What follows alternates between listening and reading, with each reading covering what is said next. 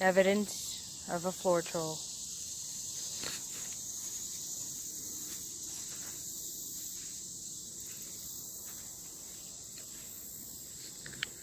Okay, this is my fall project.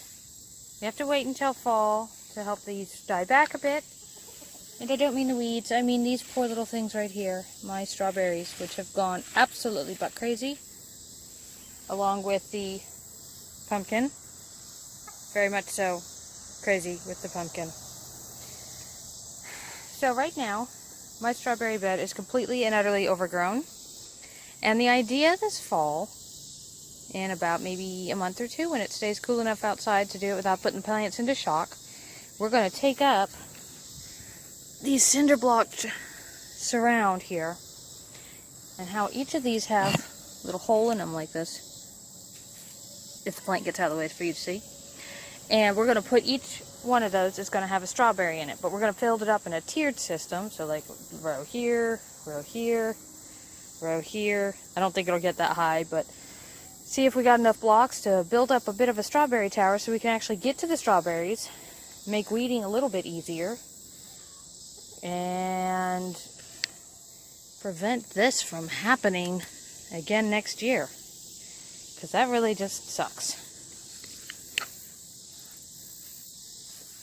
On the other side though, look at my pretty rice.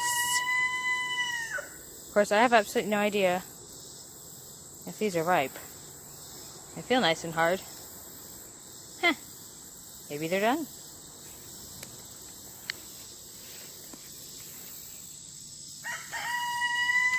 See my babies? With their little tiny legs.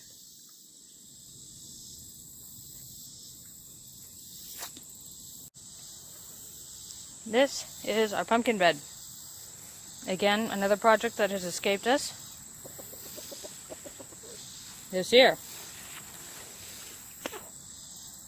Used to be corn here. Somewhere in the back there is a pepper plant, which might have peppers on it. And sweet potatoes. We have sweet potatoes back there. And those were still in good condition last I saw them. But that's been a while. Ugh. Ow.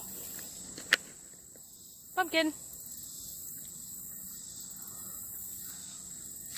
This area over here, this fall, we're going to be tearing out and turning under. Another pumpkin. And we're going to move our tomato bed into this bed for our rotation.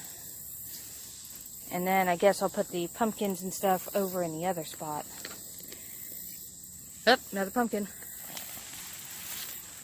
Nope, see down here, again, hiding. There's my sweet potatoes. You're looking a little thirsty. These are a nice crop because I don't have to actually worry about racing to get them out of the ground, because they will stay in the ground nicely for a while, even after the plant goes down. Another monster pumpkin. I hope these all guys make it. I like using pumpkin. You can make nice little breads out of it, and sweet potato or pumpkin pies. They're good to can too if you have a pressure canner. Unfortunately, I don't anymore. I used to.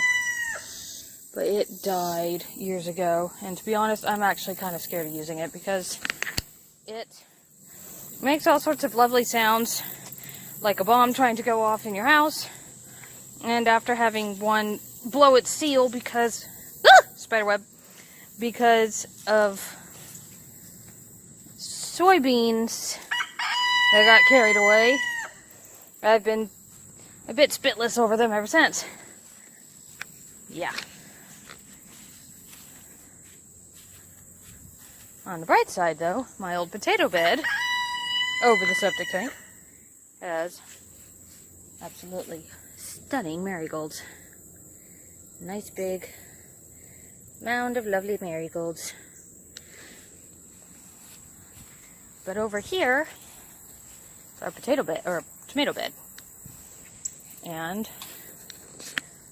our idea that we used with it, which worked really well, but it was a bit slapdash, so it didn't turn out terribly well, is we have these vertical poles connected horizontally, and underneath the tomatoes, an idea that came afterwards, are these bits of wire fencing. Lovely home to our neighborhood, our Gaia piece. I don't know if you can see here. I'll have to tell inside. But they are handy, not the Argaia piece, the fencing, are wonderfully handy for holding up the tomatoes. And the idea was to have a cage. Whoop! There's another little friend. Hello, little friend.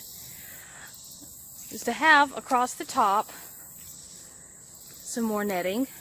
We only had a little piece of it, so we didn't have it really fully engaged this year. To have the tomatoes climb up and rest across, because we usually use indeterminates, and indeterminates, as anybody knows, have this bad habit of acting as if they're trees instead of tomatoes. As evident of those that are about 7 feet tall, which makes harvesting a bit hard. But here we have a really narrow section and our properly wide section. So the goal this fall is to actually get this moved into the other bed, spaced properly, at least 4 feet apart, and have the fencing and stuff all installed instead of a last-minute ditched effort for our projects. But we'll have to see how this works. Use my Chinese long beans. And yet another little friend. Hello, little friend. I don't think you're being focused on. Focus on the little friend. There we go. I can't tell. It's too sunny. Hopefully those will be dry enough for seed soon. That one didn't work well. Anyway, that's it for this fall. And I'll keep you posted as soon as the weather gets cooler. Okay, so this is episode 1 of gardening vlogging. That sounds really stupid, but there we go.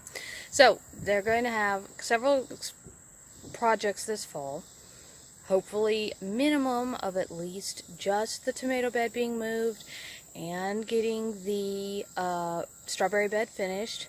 Other projects I'd like to get to, but I can't guarantee, but these are ones I'd like to get to over the winter, is I've got a rice bed that I would like to expand into maybe 3 more little pools.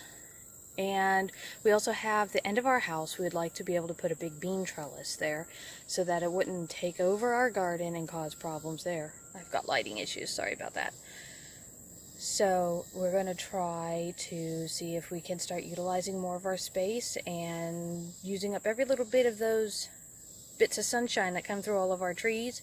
Try and get a really great garden going next year. We had actually a pretty decent one this year, so next year hopefully better.